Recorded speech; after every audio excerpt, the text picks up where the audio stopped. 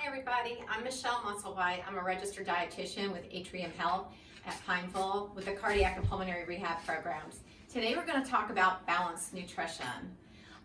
We have three major nutrients that you're going to find in foods. You have carbohydrates, you have proteins, and you have fats. So first let's talk about carbohydrates.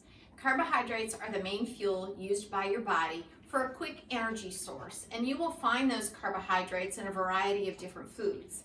You'll find them here in all of your grains. You will find carbs in your starchy vegetables. You'll find them in your beans, peas, and lentils. You'll find them in your milks and yogurts. You'll also find them in your fruits and in your sweets and your desserts.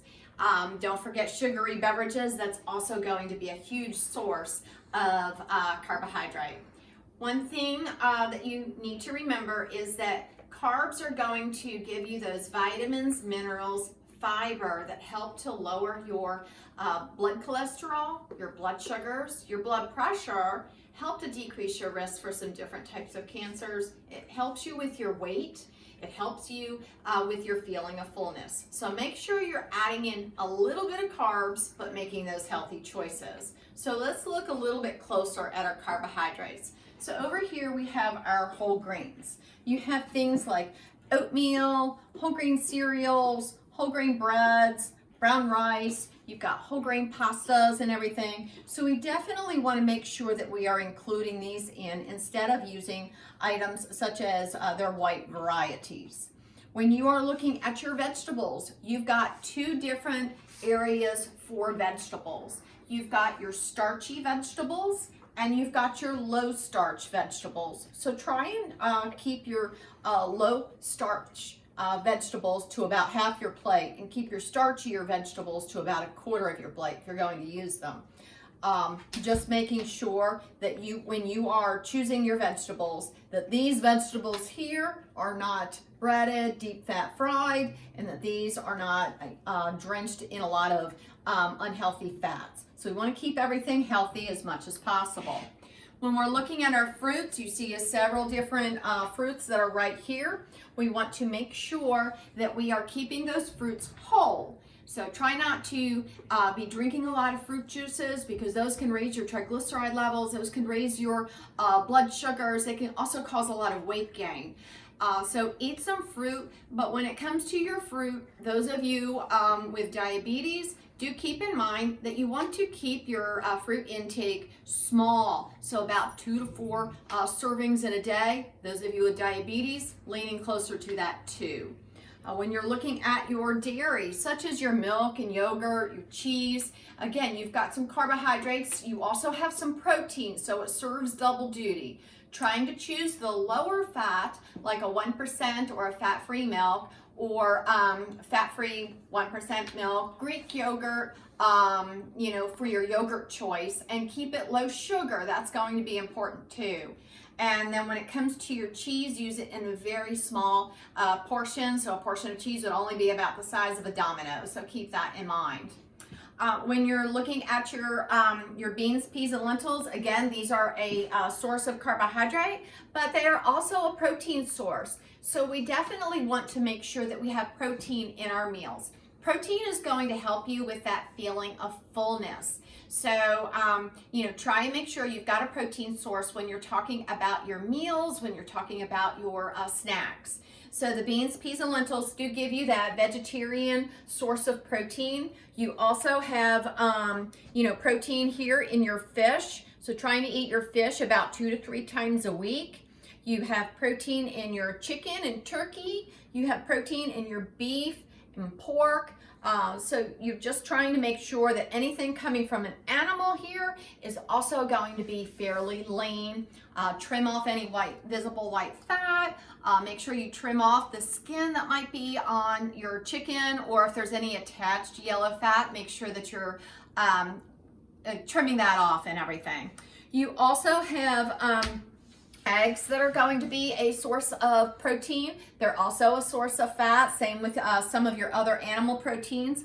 With the egg, the white of your egg is going to be just protein and protein only. The yellow part, this is going to give you a lot of vitamins and minerals, but it also gives you that fat and cholesterol. So you can eat the egg white daily. That'll be a great source of protein. But when it comes to the egg yolks, try and keep it to, less than 4 egg yolks in a week's time. And if you do have a very high LDL or bad cholesterol level, I would go a little bit lower than that, keeping it to maybe about 2 to 3 egg yolks in a week's time, okay?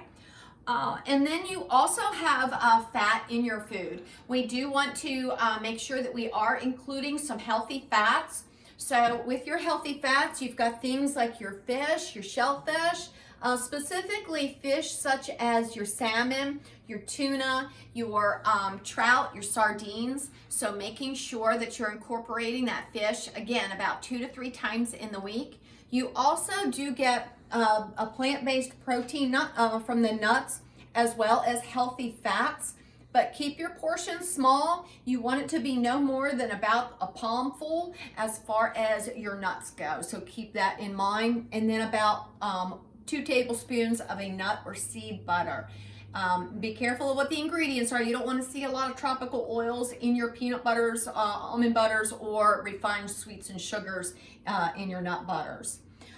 You also get fat from these items here, but we're trying to keep it to your healthier fats. So healthier fats are, like I said, your fish, your nuts and nut butters, your avocados, your olive oil, canola oil.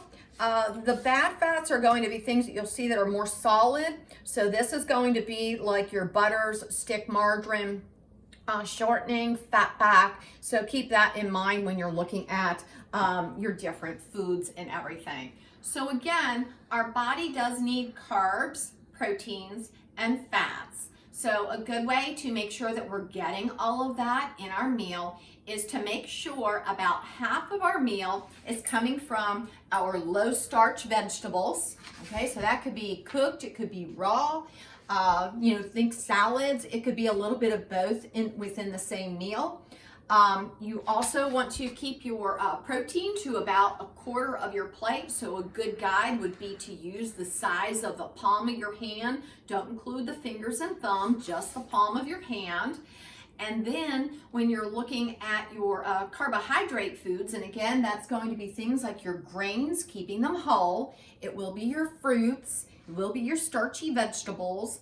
It will be your beans, peas, and lentils. It will be your dairy. You want to keep that to about 1/4 of your plate. So you could always measure it out to be a cup, or you can use your fist, not going over that amount for carbohydrate.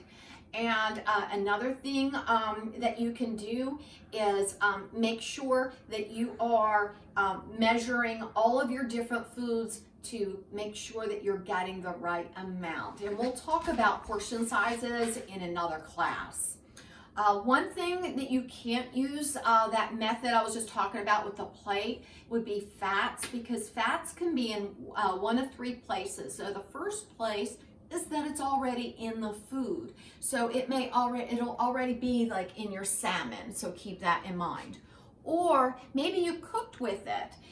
Sometimes you might want to stir fry your vegetables in a little bit of oil, and so there is your source of fat. Or maybe you put it on at the table, possibly as a balsamic vinaigrette on your salad. So just keeping those things in mind, and just so you have a better idea of what this looks like, you're thinking about like your carbs. So here's some brown rice, size of the fist, 1/4 of your plate. And then we're going to have our salmon. So again, size of the palm of your hand, 1/4 of your plate. And then what you can do is put your vegetables up here. So again, they can be cooked, they can be raw. It could be a combination of both. So we have green beans, carrots, and broccoli. It can be 3 different vegetables. It can be all one vegetable. And then the other thing is, well, where is my fat? And in this example, my fat is going to be right here. It's in the salmon. We're getting some awesome omega-3 fatty acids. So keep that in mind. All right, well, thank you so much. I hope you guys really learned a lot, and I'll see you next time. Bye.